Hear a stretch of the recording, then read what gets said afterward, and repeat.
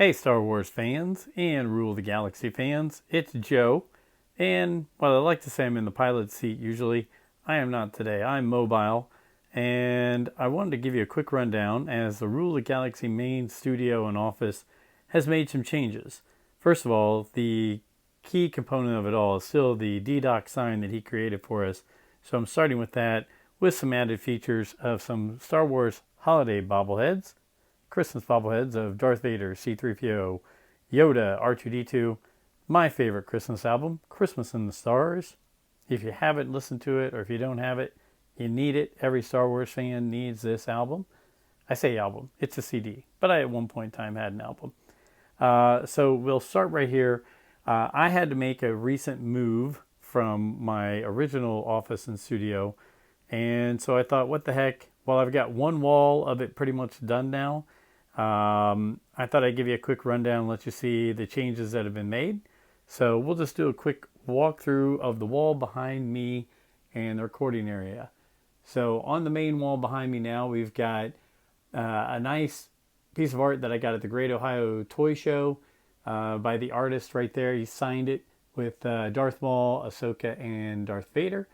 My personal drawing that I did in college of Darth Maul. Right here we have wallpaper from 1978 that my mom kept for me, and I framed it and kept it because what the heck, you always need Star Wars wallpaper. Next, Tony Molinaro, my little brother, he drew this at way back when, and he let me keep it. So that's on my wall.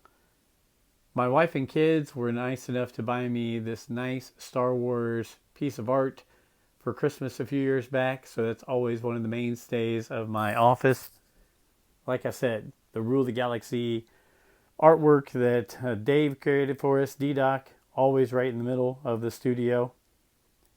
My son Joey recently got me this at, can't remember if it was my birthday or Christmas, a Revenge of the Jedi poster. Always a great piece to have.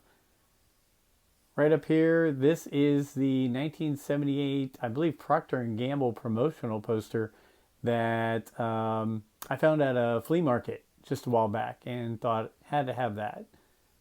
One of my favorite Star Wars posters of all time, way back from the original. It's a nice metallic form of it. If I can get the lights fixed here a little bit better, you can see me walking around there in the shadows.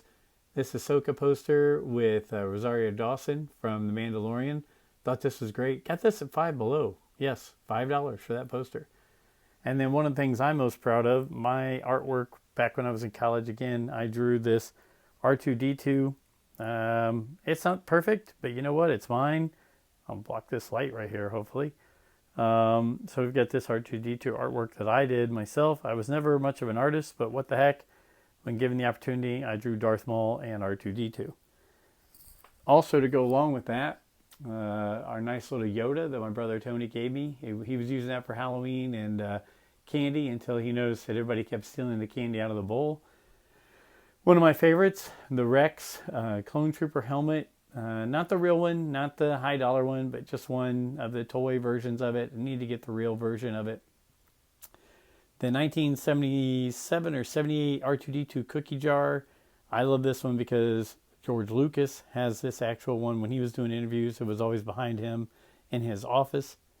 Again, back from the late 70s, my R2-D2 C-3PO alarm clock, followed by an RC R2-D2 that I've had for a long, long time. It's kind of faded out, but I still like it. Anything to do with R2, I usually like to add it to my collection. So that is the first run of everything. That's going to be behind me in the studio when we're recording on the podcast and on YouTube. The other addition that we just made was adding some shelves in here. So I've got some 3 3/4 from the original 1977 to 85 run, plus some 6-inch Black Series that I like to have behind them. As you can see, a mixture of different characters. I thought it was a good mix of the old and the new. Still have to revamp it a little bit, make it a little bit better, but just do this together so we can put this on a quick video here. But hey, it's the old, the new, it's Star Wars coming together. We all love it. And there we we go. So that's the initial run of what the studio looks like now behind my desk and when I'm recording. But I just thought you'd like to see it before the next show that we do. And thanks for always listening. Thanks for following along with Rule the Galaxy. And until the next video, may the Force be with you.